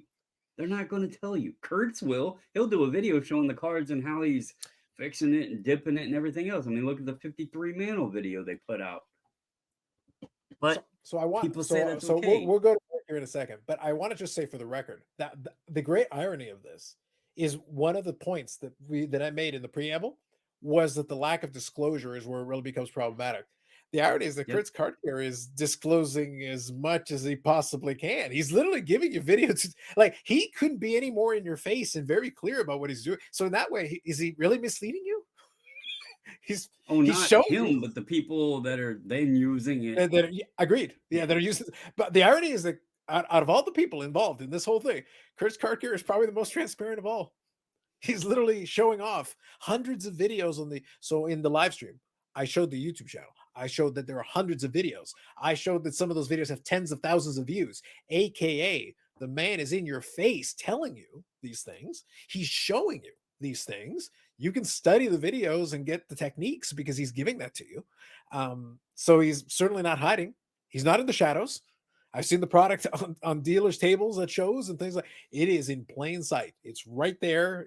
All you got to do is be looking for it. And there's a thing that gets me too, because people try to compare the processes or things done to cards to other spaces like art and comics and everything else. But all of those spaces are much different than cards. I mean, for one, a comic book has staples in it and multiple pages and artwork. Usually the original art piece, there's only one of it, so duh, you're going to restore it, especially as it gets older and is out on display. It's not in a slab or whatever, it's in a frame, so there's different elements to all of these different collectibles. And I'm not a big comic guy, but I'm pretty sure if there's a restored comic book, it gets a completely different label because there's transparency there. It's been restored. Hey, this isn't all original. This is all about deception, whether it's accepted or not. It's all about deceptive. You're trying to correct issues, to trick the graders to where it's not present, to get a higher grade to then sell for more money. Nobody is giving that much crap in their collection that they're polishing and all of that, their cards. They're not. They're not. So it all Sorry, leads I back think to you wanted deception. to. I know you wanted to chime in something there, but one other thing I'll quickly touch on. In the live stream, we touched on the point that the price incentive, the financial incentive, is the underpinning. A lot of folks always ignore the underpinning driver, and I use the analogy where if the 54 tops Hank Aaron, if you paid $500 for 54 tops Hank Aaron that's torn in half, and you pay $500 for one that looks pristine, and everybody agreed to do that, then there's zero incentive to mess around with it because then it doesn't make any difference. It could be the nicest looking copy in the world, $500. It could be one that's basically torn to shreds, $500. But the moment you are willing to pay a premium for the nicer looking copy, you create the incentive to try to deceive. Eric, go ahead. My take is I agree with you guys on everything that you've said. Brandon, I agree with what you said about the card printing companies, about them not caring, their quality control being off. They want to get things out the door. Carlos, I agree that vintage cards have been altered for years, mostly trimmed and cleaned up and soaked, and a lot of vintage people don't want to, admit that fact, and they're only looking at, the common cards that they're being altered and cleaned up, and like the vintage guys, we don't have an issue over this side of the room. Well, that's just asinine. So again, going back to the very first PSA card, the Honus Wagner, the most valuable card in our hobby, is altered. So it's like ironically, it wasn't a 1991 Todd Van Poppel. It's weird. For some reason, it went like it is surprising. So agreeing with everything you guys said, right? So there's no back and forth. There's no debate. I agree entirely with everything that you said. I have one other opinion. So I agree with Brandon's opinion. I agree with your opinion. I have one other opinion to add, and that is if Brandon believes that the printing company is guilty of trying to get their product out the door fast to capitalize on money, and he was very passionate about that, and I agree with him 100%. Why doesn't he see that the grading companies are doing the exact same thing? They don't care. They have people who have been told, you have 30 seconds to look at this card and grade it. And they have this, metaphorical guy with a whip behind them snapping it faster, faster. All they care about is getting product out the door, especially over the last few years when their numbers have skyrocketed and PSA was backlogged 40 million cards or some ridiculous thing. They don't care. Now, if you send in a mantle rookie and it goes to their top grader and the president of the company's there watching too, they may take a long time looking at it because that's a big deal that just walked into, their business, and they're going to make money off promoting that they had that card there. But everything else, they don't care. They are not taking the time to truly analyze any card, vintage or modern, that it has been altered. Did they put card cards magic formula on there to cover up a scratch? Don't care. not taken the time to look. Is it somewhat straight? Is it is it evident that this has been trimmed? Is it centered up, down, left, right? For PSA, remember, gem mint is 60-40, which I will never, ever, ever, ever, ever accept as gem mint. Okay, complete garbage on that. So Brandon, and I know that we come from different worlds and different opinions when it comes to grading, and we've always been, we've joked a lot, and I do respect that you come from, you're making money off of this. This is part of your business. You care very much about it, and you're excellent at it, and you're really good with your customers. And I understand that we have a difference of opinion, but if you can be so adamant that one company has to get their stuff out the door fast and make money, and they don't care, why can't you be more open-minded and say the grading companies feel the exact same way? So you obviously haven't had as many conversations about this or know my full opinion on this. The grading companies aren't 100% accurate. I totally agree. Whether it is motivation to keep the backlog down, complacency, and I will be quite honest, I have a lot of respect for anyone that can sit in a chair and look at cards 8 hours a day, every single day, or however long they're working. Because me just pre-screening cards, it is boring as hell. Oh yeah, I can't. And I could see, nodding off because, and can a card, let me rephrase, can an ultra modern card be graded in a very quick period of time? Yes. Yeah. They are much easier because the variance in grade is going to be shifted towards the top of the scale, and it's going to be very slight in most cases. There's got to be something significant, and it's going to be obvious for it to get a mid to lower grade. Vintage, on the other hand, I think that takes someone with more skill, likely more time. I am pretty certain, from the way I understand, PSA is running longer on vintage, from things It that takes we've them longer. heard. Yeah. Yeah. So that takes more of a craft.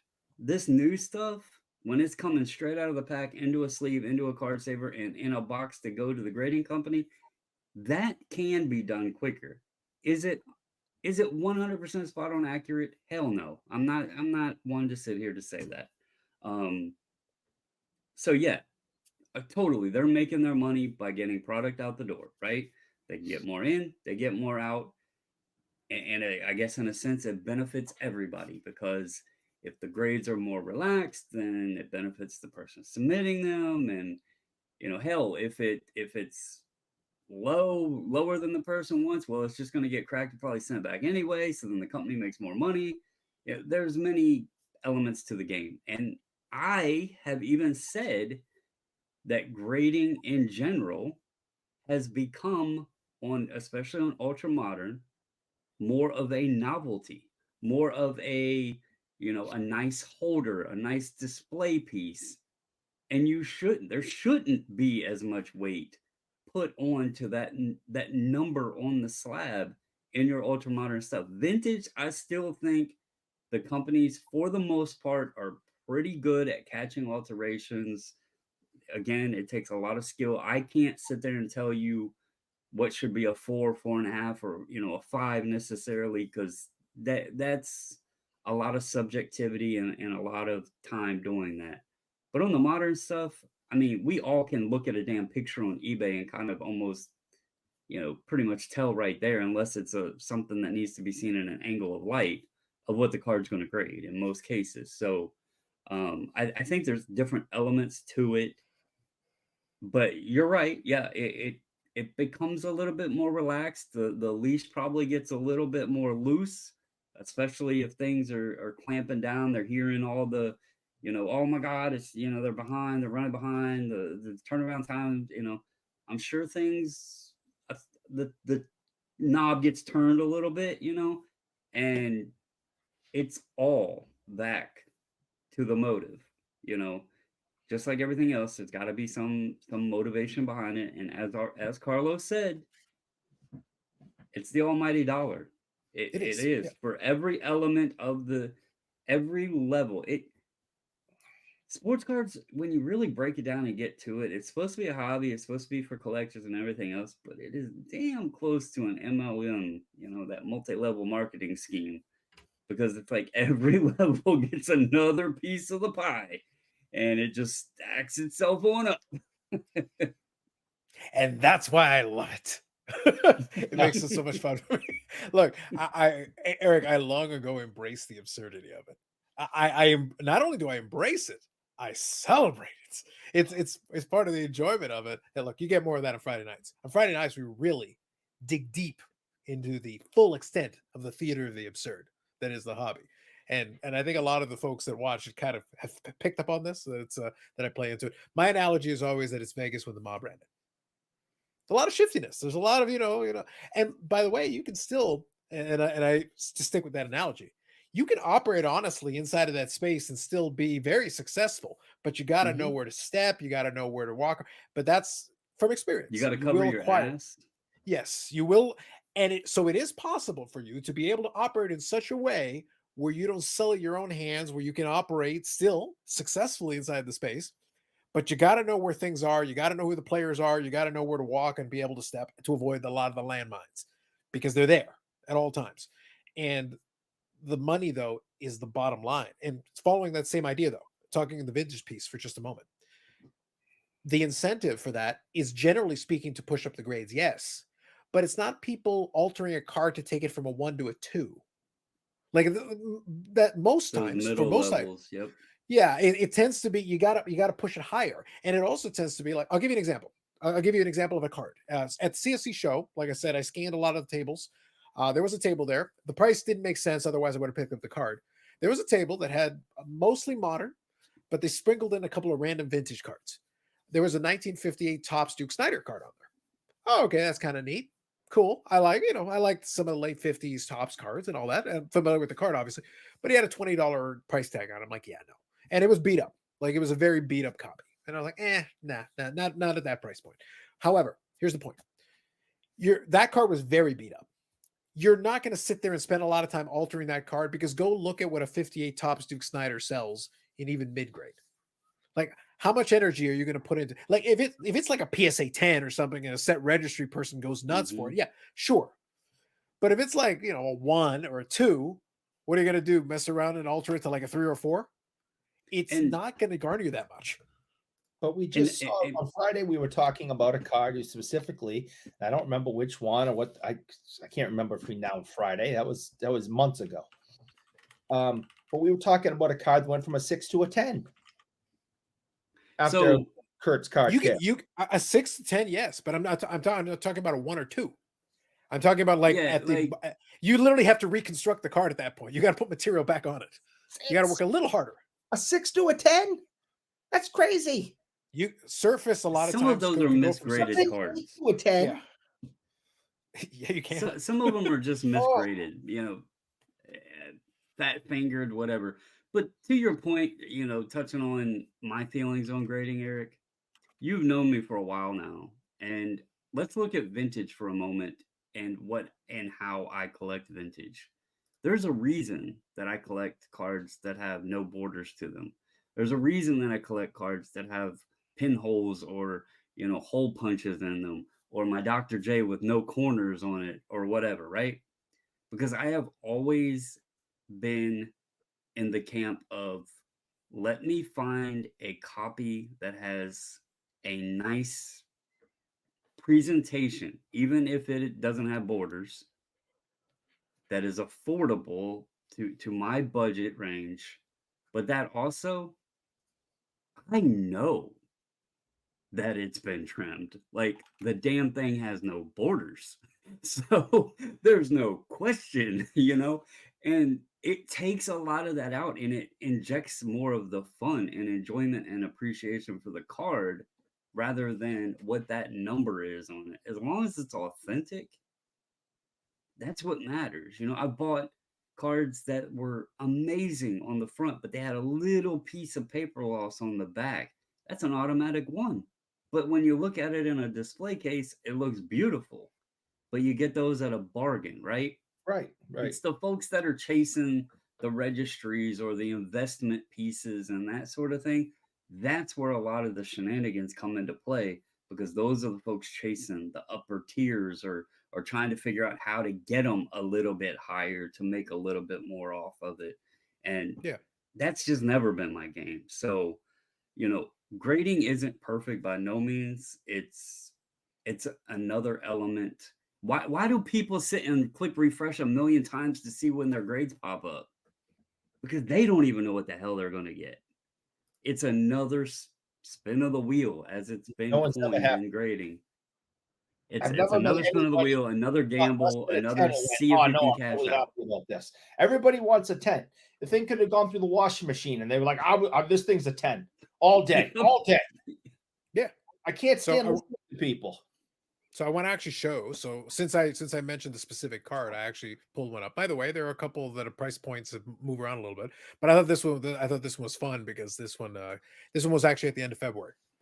So here's your 58 Topps Duke Snyder. This one is a PSA 5. By the way, this is much nicer than the copy I saw at that show. It ended for $26. That's old label PSA. It doesn't count. Sure. So some of the other ones went for like 30, 35 bucks. So what's the grading fee again? So bottom line is that, like, the copy that I was looking at, it wasn't worth 20 bucks is the point. It wasn't worth 20 bucks in the condition it was in. If he had wanted like $6 or $7, I probably would have bought it. But at 20 bucks, it wasn't worth it. But like I said, even if you want to clean it up, you'd have to do a lot of work to even get it to look like that card. And that gets you all the way to 26 bucks, which maybe covers your grading fee? Question mark. So now you take it to 7, 8, 9. You start pushing it up, then you start getting multiples and multiples and multiples. Maybe you take a card like that and push it into that set registry range, and then maybe there's your value if you want to play that game. But that card sitting on that table that I talked about at that card show is probably not been messed with, because why bother? Here's just a fun question to close, because I know we're running up on time here, but yeah, what if grading had never been implemented in a numerical scale, and it was only used just for authentication purposes? Yep. Where do you think it would stand? Like, what do you think the grading or authentication would be in the scope? And the reason I'm asking this is because when you look at autographs, that's essentially, in most cases, all they're doing is authenticating the autograph. Yep. And people really appreciate that part of it.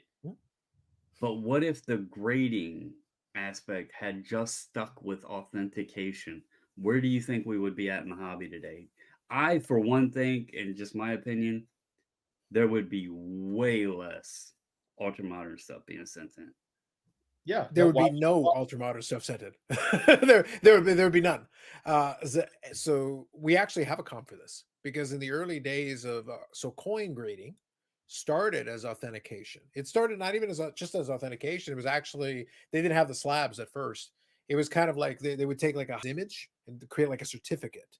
And the idea was to like just confirm that the coin was real and that it hadn't been messed with too much, give you some indicators and try to help you to be able to identify, and maybe there was a variation or a die variance or something like that. So they would try to like help you by giving you that information, so that then if you tried to transact the coin, in this case, you'd have a little more information. That's really what it was. It was just, some experts would look it over and go, yep, coin looks good. Looks like it hasn't been messed with or anything. And it's this die variant, in case you're curious, like, this, because there would be multiple variations and whatever in some cases. Well, what happened is it would make it a niche on a niche on a niche. It would be like this tiny, tiny little sliver, and like 1/10000000th of 1% of stuff would be graded, because most stuff doesn't really warrant it or need it. It would also mean the marketplace would be a fraction of the size it is today. And it means that you would be back at the factory, because there would be absolutely no purpose for your business to exist. Absolutely none. Because there just wouldn't be enough people to submit. It would be the T206 Honus Wagners. It would be the 52 Manels, like, at the higher end, just to make sure it hasn't been messed with too much. But it'd be very niche, the amount of cards that actually get sent in. I want to clarify something. You just said that I would be back at the factory, and Eric said that I'm making money on this. I'm not making shit on this grading stuff. Like, it is pennies when it comes down to the scope of it. That's why I've stepped away from it, because like it's not that important. If it was to go away, but Bobble, before you went to the full-time reselling, though, the baubles and ball cards thing was one component. The point is, you wouldn't have even gotten to that point because there would be no reason to have bulk submitters. All bulk submitters would be out of business, all of them, because there would be no reason for them to exist. Yeah, there just wouldn't be, because at that point, literally, it would just be a handful of folks, specific use cases for you to even bother with it. Because a lot of people, I've seen occasionally they'll bring it up like, oh, well, what if it was just authentication? Yeah, then 99.99999% of the stuff that's currently in a slab, old and new, they wouldn't bother. Right. There'd be no reason to do it. It would go to, like I said, more of the people would use it in certain cases for the novelty aspect to get, to have the nice display holder or whatever, and the authentication process of it, or like the autographs or whatever. But I agree. That's why I brought it up. Like, yeah. But would it solve some of today's issues of this damn cleaning and questionable, and whatever side of the fence you're on? I mean, do it. The card's authentic. Whatever. It would take away the question mark of anything being done, because, well, you got an authentic card. That's the important piece to it.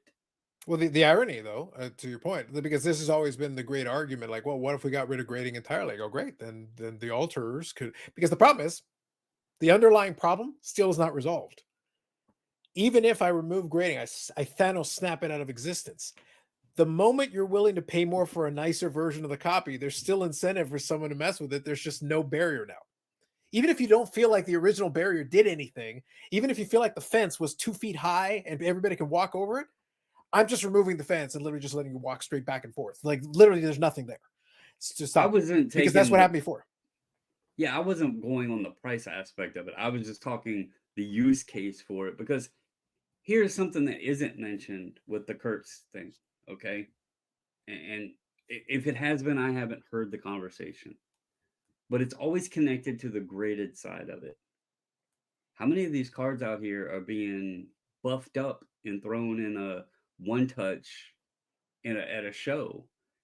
And maybe they pull a card, or they buy a card that they knew how to scratch in it or something, and they bargain a discount on it, and then they buff it up, and then somebody comes by and looks at it, and they're taking their loop and everything else. Oh, it's clean, it's perfect, but they're making profit on it, because there's ways to even profit on these things outside of the slab, and that could be happening too. That's why I wanted to bring this up.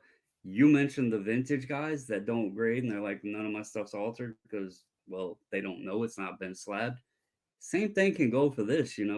I could take this box of chrome stuff here or whatever. I know some of it's going to have scratches, buff it up, and boom, it's a nicer copy now. People are more likely to buy it because they're going to look at it and it's clean. It doesn't have to be in the slab. We can just look at it with our eyes. And but Brandon, what you're describing there, that was the pre-grading world. Alterations were still happening, and there were shifty dealers that would do stuff and all kind. The thing is, that, like I said, all that you did was just you took there were no barriers, because the dealer is an expert. They must know. Right, people who were buying from them were they just assumed the dealer knew, and the dealer was the one with the pair of scissors. So it's like, well, great. Or the dealer, you got this Danny Espinosa auto. They'll sit there and look, it's got a little thing here and here, and they'll want to give you 60% of comps instead of their normal 80. So then they can get it. Oh, well, I'll take out my jar of Kurtz and slap it up and then put it back in the case at 100%, and then somebody's going to look at it and it's perfect. And that just adds an element to the game, Yeah. So and just to be clear, one last point I'll kind of make on this as well. Again, it's open ended. Like, obviously, feel free to in the comment section chat about it. This is just kind of us giving some of our takes. This is really just our opinions on this. But one other thing I'll quickly mention: before grading ever became a thing, professional grading, slabs, and all that, the grades existed. There were just less of them. But what happened is, and this was an issue for the longest time from ye olden days with the old dealers prior to any of the slabs. My version of near mint is different than your version of near mint. Oh yeah. Oh, so we would all make up our own scale. So that we all had our own scale. Oh, that's near mint, obviously. It's like the corner's chopped off. How is that near mint? Two things I want to add real quick. And one y'all can laugh at me about. Okay. I was 43 years old when I finally realized, as I was sitting down and actually reading some of the fine print in the Beckett magazine. Shout out to Dr. James Beckett, good old guy he is. But I was reading the explanations for the columns in the Beckett magazine, and I will guarantee that most all of you out there thought it was near mint was the two columns. Like that was always the case when I was growing up. We looked at it as good condition, bad condition kind of thing, right? You're right. But it actually tells you in the magazine that is the market averages that It's the range, yeah. It's the high and low range. Yeah, I had never read that. And growing up, it was always good condition, bad condition. And then I was like, well, that makes a hell of a lot more sense than it was just the rate. And it even says, oh, regional or local players and teams may actually exceed the price, and this is only a guide, blah, blah, blah. So I was 43 when I finally sat down and read that. Thank you. The other side of this, I want to make clear, and I know this is at the end, we should have put this in the earlier part because people will, just in case in the comments, just so everyone knows, the bots, AI, whatever the hell you want to call them, they're not going to catch the Kurtz card carry either. So don't say, well, this is why we need AI grading. It's because the humans can't detect it. Who would say He's got the voices. He's got the voices. This is They're fantastic. I'm not enjoying it. going to find it either. So go away with that bullshit too. Ooh, he and spicy there at the end. Maybe if the machines find the mass spectrometer, maybe that'll take care of it. But no, that's fair. Like I said, we covered a lot of ground, a lot of takes. I want to finish on one thing though. I was able to find a social media post on the Mac Jones thing. So we actually have answers to two of the thoughts and two of the questions. So we'll finish on this kind of positive, light thought, because not everybody lost out on the Mac Jones thing. That $30,000 guy might be screwed, but you know who wasn't?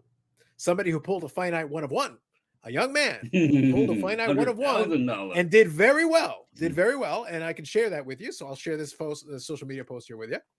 Boom. Best decision to sell in hobby history, ? In June 2022, this 13-year-old kid sold a black finite one of one Mac Jones that he pulled for $100,000. See? Sell it while you can. Good job, young man. Jones is now the backup QB of the Jacksonville Jaguars. Wise move. Wise moves. Proper money moves. Good job. Now, by the way, the second slide on this actually answers the question, Brandon, you asked earlier. The rated rookie.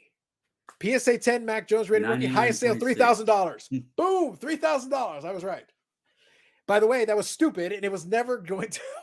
It was unjustifiable at the time. It's like it's a Donruss rated rookie. They printed. I think Eric's got 30 of them holding up his table right now. Let's just say there's a large stack of them at work. Yes. So highest sale $3,000, current value $11.99. So to be clear on this, we don't wish Mac Jones any ill will. Hopefully, again, maybe we laid out a scenario. Maybe he finds something. Again, if Joe Flacco can come off the couch and find himself a little mini career resurgence, I'm not willing to throw Mac Jones completely out, but who knows? And it would be a great story, by the way. I hope of course. Eat it. But by the way, it would be a great story if Mac Jones is even able to become a serviceable quarterback for somebody, becomes a starter for somebody else, doesn't matter who it is, whatever. And if that's true, and you can get a PSA Town Donruss rookie for $11.99, you're basically buying at the bottom. So I'm not going to suggest it to anybody, but I'm just saying it would be a great story. And I would love to be able to say that down the road. That would be, I'd be more than happy to give that piece of news to somebody. Hey, somebody bought it for $12 and now it's $80 or something. That'd be great. I'm not saying that I'm going to go into work tomorrow and look around for decent Mac Jones cards for next to nothing just to put them in my closet. I'm not going to say that I'm going to do that. I found it funny that as soon as the Kirk Cousins deal was announced, I was getting lowball offers on Kirk Cousins cards I had on eBay. I was like, geez, people don't even let the ink dry on the contract and they want to lowball you. Like, I'm not paying any attention to the trades or the signings. Like, come on, man. Pretty much. So Cousins. Leave it on that bombshell. Be like the young man. You seize the moment. You seize the opportunity. You cashed out for the sweet cash prize. And right now, I have no idea what they did with the money, but I'm sure it's true. The person sitting with the Black Finite 1-of-1 that played $100,000 probably is probably not having a great day. Probably they're not giving the thumbs up. Possibly another finger. I'm surprised that the Mac is the biggest. I mean, maybe because it was at 3,000, but I would have expected Wander Franco to have more of a loss. He deserves to have, at least Mac's still in the league. Yes, Mac Jones is still in the league. So in theory, there is still a redemption arc possible. I'm not going to promise it for anybody, but there is still an avenue to a redemption arc for him. It's just bad play and a bad opportunity. But Eric is right. He is a one-time Pro Bowler, so maybe the right circumstances, the right situation. Listen, there's 32 teams in the league. A lot of these teams need quarterbacks from time to time. And Sam Darnold's gotten about 5 opportunities. So if the kid even gets a second or third opportunity, who knows? Who knows? You put Mac Jones in front of a decent offensive line and give him something to throw to, he's going to do just fine and prove everybody wrong. Then the $11.99 will be a hell of a deal for somebody. Thumbs up. I love it. It's fantastic. All right. So that's it for us this time around. Hopefully you enjoyed. Hopefully, we went in a lot of different directions. So hopefully you got the main takeaways. The main takeaways is if you're going to speculate and try to buy blasters and boxes, just buy the correct ones. Buy them for half price. That's the first takeaway. Second takeaway, the Connor Bedard thing. If you're having fun with it, no judgment. You do you. But if you just want the card, a little bit of patience, and honestly, you can probably get the card. There will be an opportunity here to buy it back, so to speak, this year, because again, the Chicago Blackhawks are already eliminated. They're not going anywhere. So the offseason, I don't think he's going to score any goals in the offseason. So I think you will have another opportunity to purchase some of these items once the supply really, like the second and third wave supply comes in. More people open more of the stuff. There will be more available. If you would like one, you can probably enjoy grabbing one this summer, probably for a reasonable price relative to what it is at the very outset. So just a thought, something to consider. You may still lose money from there, by the way, no guarantees, but you'll be paying a heck of a lot less than the person who bought it on day one. So you're at least a little bit ahead of the game. You're a lot closer to the second number than the first number. So that's good. And then the last one is, as far as the whole alteration thing is, it's not a new discussion. We talked about that PSA, the PSA 8 Honus Wagner and the history of it. And I gave you guys the example. Not only is it still registered, but it's in a PSA set registry. And by the way, I found the set registry, and I'll leave a link to it in the description for you. I'll throw that one in there for you as well, just so you know. It's the baseball Mount Rushmore of cards. And there it is. It's the Honus Wagner. Boom. Right there. PSA 8. And by the way, it is a 1916 Sporting News Babe Ruth from the D-backs collection. And also in a PSA 8. And same in that collection. How about a 52 Topps Mantle from the D-back collection, the PSA 10? That's one of the 3, I think, PSA 10s. And then lastly, you've got yourself a 54 Topps Hank Aaron, also from the D-backs collection. That's all part of the same set registry owned by the same person. So it's still registered. By the way, it was trimmed. just so we're all on the same page, it was trimmed. Clearly, it's not an issue.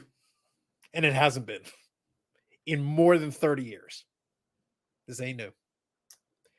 And as long as there's a financial incentive, people will cheat. I'll just put it that way. As long as there's a financial incentive, there is incentive for people to cheat. And if there's an opportunity to try to cheat and succeed and make some money, people will try. Take away the grading companies, people will still cheat as long as there's money to be made. Grading companies or no grading companies, as long as there's an opportunity, someone will try if there is a financial incentive to do so. There's always going to be someone screwing someone else over. Every chance they get. Mm-hmm. There you go. Anyway, folks, hope you enjoyed. Appreciate a lot of the views. The last episode was our most viewed podcast episode. So obviously the Bedard topic resonated with several of you. So hopefully you took some good advice out of that. We tried to at least deliver it to the best of our ability. And hopefully you understand in this case, we're just following up on that. It was all about the hot takes. I have to assume that's the case. But More videos coming up on the channel. Live streams on Fridays at 8 p.m. Eastern Standard Time. That is at least 15% less mature than this. Oh, God, yeah. Oh, yes. Way less mature. Way Way less. We also want to thank AMG Collectibles and the AMG Collectibles YouTube channel. I will be recording the episode tomorrow, and that will drop after this one already drops. And we'll be talking about some of the Bedard Mania from the retail perspective. So if you're curious what it's like at a shop that is going to go through, that went through a lot of Series 2, sold out, and then tins and everything, we'll hear some war stories. We'll hear from the front lines of somebody selling a lot of products. It's going to be a good one. I'm going to make sure I watch that as soon as you put it out tomorrow. That's going to be good. It's going to be fun. And I heard there may be a couple of stories. And like I said, we alluded to it.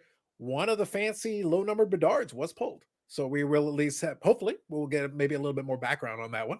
And congratulations to the person who pulled it. As we said before the product came out, best of luck to you. If you're still in the Bedard chase, hey, best of luck to you. Hopefully you pull a monster. As far as we know, the 1 of 1 is still out there. So maybe somebody has a shot at it. Good luck. So Eric Sanderson D'Or on Instagram, if you want to check that out and send him your messages of love and adoration or other things, you can try that. Brandon, Bobbles and Ball Cards, and also 540 Flips, SGC owner / collectors, representative board directors member. Great decisions are going to be made in the hobby that will be at his desk. So you can send messages to him asking him for things like flying cars, 1 hour of velvet, service for SGC, all the things that a second SGC podcast episode, all the things that we've been asking for this entire time.